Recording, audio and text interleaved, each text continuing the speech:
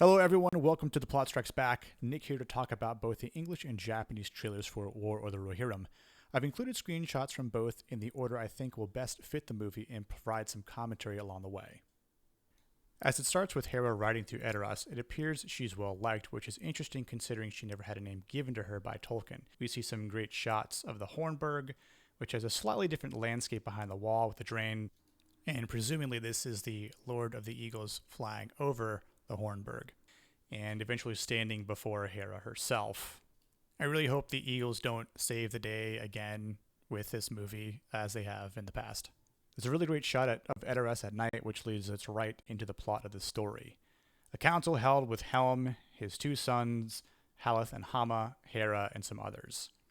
Freka has come forth with his son Wolf with a marriage proposal for an alliance, which Hera doesn't like nor want, and that much is true to Tolkien's writing, and all she's really used for. That is her purpose for the entire story. Helm sniffs this ploy out and doesn't like it, as it's an attempt to usurp the throne of Rohan. What do men do in disagreement in this era? They duke it out. Freka hits Helm with a couple of good blows, with his family looking on in concernment, but it doesn't faze Helm, and he counters with a one-hitter quitter 360 spin KO. Wolf checks his father, who is now dead, and becomes enraged. Helm looks at him like a boss because he doesn't seem to take his threat seriously. That is until 4 years later. Wolf has formed an army of enemies of Rohan and Gondor with the aid of Dunlendings and Corsairs from the south. Now this should be the Crossings of Isen battle, which causes Helm to retreat in the end of the Hornburg. Pretty cool shot of Helm's actual hammer here, which will probably crack some skulls. And the interesting thing here is that Helm is telling Hera she knows nothing of war, yet she wants to fight. This is something that's already been done before with Eowyn.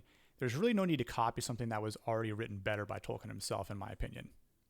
I do believe the Crossings of Isen battle should be pretty epic. I think the animation looks great as well, and I think the director, Kenji Kamiyama, has quite the reputation if any of you have ever seen Ghost in the Shell anime from the early 2000s.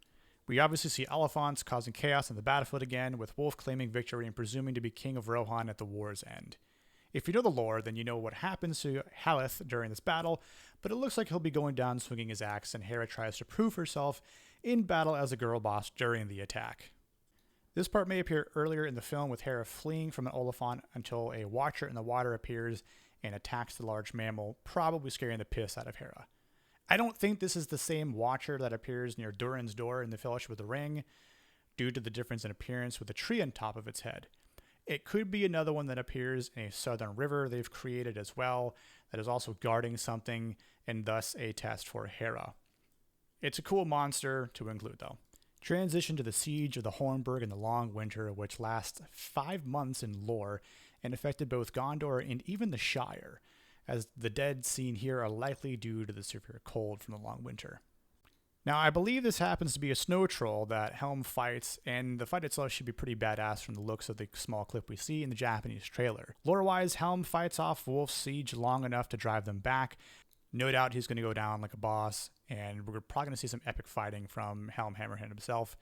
I do think this is probably the last time Hera will see her father before his demise. To my knowledge, Helm never gets locked up, so I'm not quite sure whether they're incorporating this part into the story, and if it's Wolf that locks him up.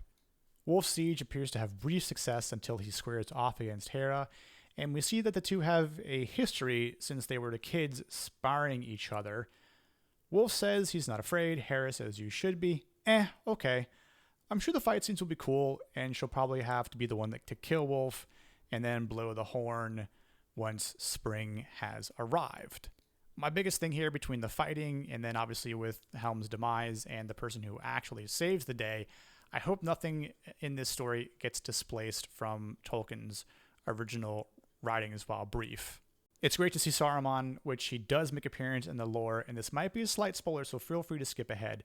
Saruman appears at the coronation of the real victorious leader and the 10th king of Rohan, Freylaf, Helm's nephew who frees all of Rohan with the help of Gondor. Yes, Gondor did arrive when the Westfold fell. Fun fact, Freylaf was the one who gave Saruman the keys of Orthanc so that he could dwell in Isengard under one condition. He must protect it from any other conquest from the Dunlendings attacking Rohan. Lastly, we see a creature character, Rot, who says, "What does Mordor want with all these rings?" This is probably Dominic Monaghan doing a voiceover for this part. At least that's what the theory is. We all know what Mordor wants with rings. Not too sure why they included it here, though. That'll do it for this video. I hope you enjoyed it, and let me know in the comments if you prefer this type of content and if you're looking forward to this movie. I hope it doesn't disappoint and disregard Tolkien's works, because we've had enough of that already. We'll catch you on the next time on The Plot Strikes Back.